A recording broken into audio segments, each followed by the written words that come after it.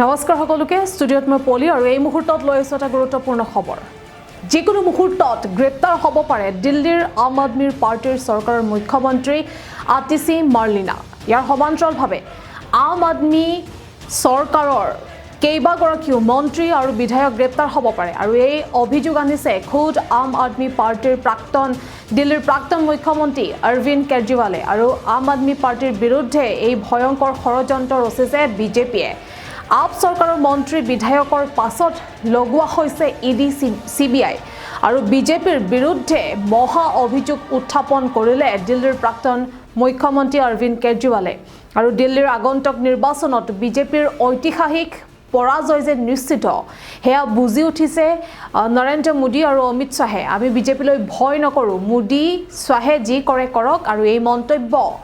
আৰু এই মন্তব্য কৰিছে অৰবিন্দ কেজৰিৱালে আৰু তেওঁৰ লগতে কৈছে যে আমি মোদী শাহৰ ৰঙা চকুলৈ ভয় নকৰো অৰ্থাৎ নৰেন্দ্ৰ মোদী আৰু অমিত শাহৰ ৰঙা চকুলৈ ভয় নকৰে অৰবিন্দ কেজৰিৱালে লগতে আম আদমি পাৰ্টিয়ে আমি দিল্লীৰ জনতাৰ বাবে নিস্বাৰ্থভাৱে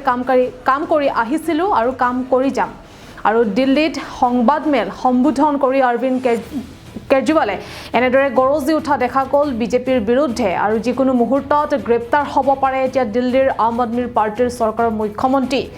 আতিশী মাৰ্লিনা আৰু ইয়াৰ সমান্তৰালকৈ আম আদমিৰ চৰকাৰৰ কেইবাগৰাকীও মন্ত্ৰী আৰু বিধায়ক গ্ৰেপ্তাৰ হ'ব পাৰে এই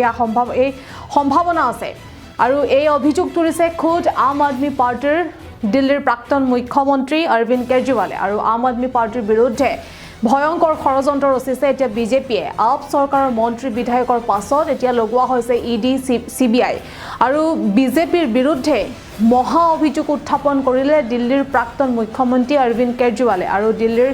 আগন্তুক নিৰ্বাচনত বিজেপিৰ ঐতিহাসিক পৰাজয় যে নিশ্চিত হেয়া বুজি উঠিছে বিজেপিয়ে আৰু আমি বিজেপিৰ ৰঙা চকুলৈ ভয় নকৰো মোদী অমিত শাহে যি কৰে কৰক এই মন্তব্য অৰবিন্দ কেজৰিৱালৰ আৰু আমি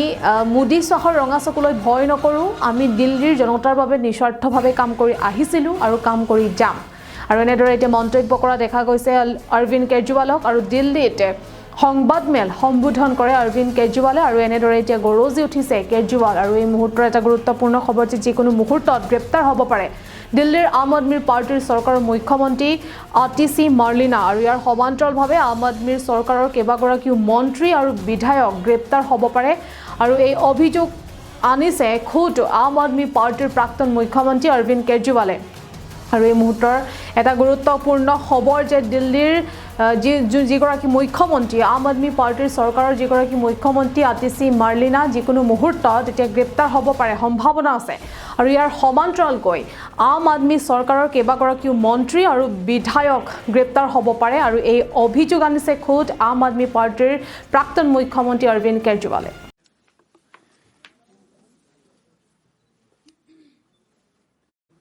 भारतीय जनता पार्टी ने दिल्ली के लोगों के खिलाफ उनकी जिंदगी दूभर करने के लिए कितनी किस्म के षड्यंत्र रचे हैं। समय समय के ऊपर उन्होंने दिल्ली सरकार के कामों को रोकते रहे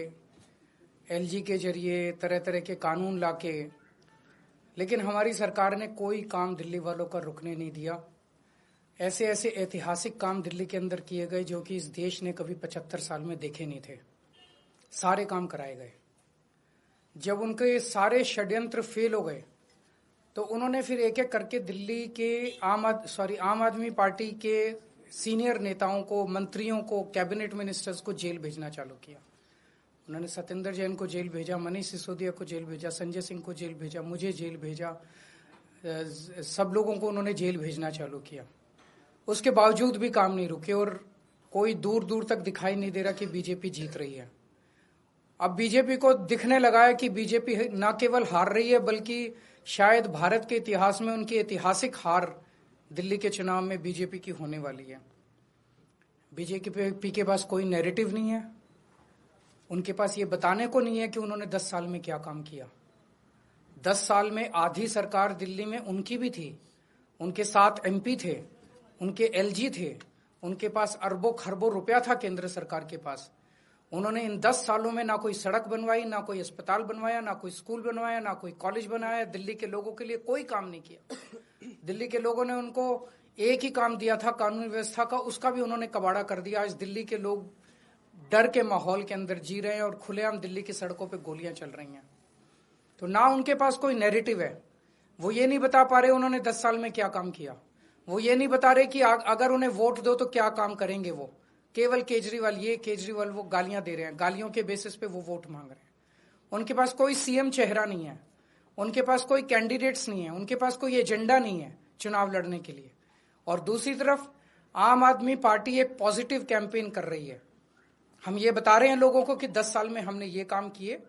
हमने स्कूल अच्छे किए, स्कूल शानदार किए, बच्चों की पढ़ाई का इंतजाम किया, आप लोगों के इलाज का इंतजाम किया, अस्पताल अच्छे किए, मोहल्ला क्लिनिक बनाए, बिजली 24 घंटे की, बिजली फ्री की, पानी की व्यवस्था की, घर घर पानी पहुंचाने का काम किया, महिलाओं की बस यात्रा फ्री करी, बुजुर्गों के लिए हमने तीर्थ यात्रा फ्री करी। हमने इतने सारे काम किए, इसलिए हम कह रहे हैं हमें वोट दो। आने वाले समय में हम महिलाओं को 2100 रुपए देंगे, बुजुर्गों का फ्री में इलाज कराएंगे, चाहे प्राइवेट हो चाहे सरकारी हो। हम ये काम करेंगे, हमें इन पे काम दो। हम अपने कामों पे वोट मांग रहे हैं, वो केवल और केवल गालियों पे वोट मांग रहे हैं और काम रोकने पे वोट मांग रहे हैं। अभी 3-4 दिन पहले हमने 2 योजनाएं चालू की, अनाउंस की।